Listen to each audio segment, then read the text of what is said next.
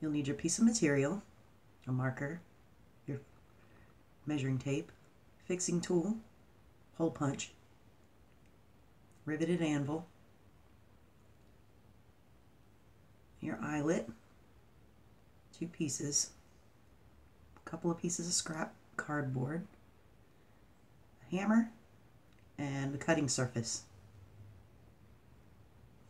I'm going to measure and mark.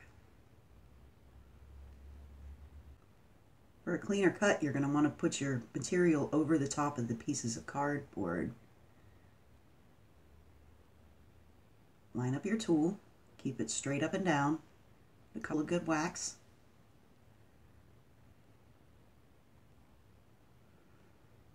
Once you have your hole cut, you want to take your eyelet and you want to put it down on the anvil face down. Check which direction you want your material to go before you put it on here.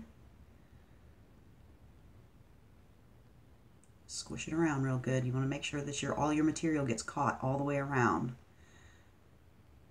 And put your little back piece in there with the round side facing up.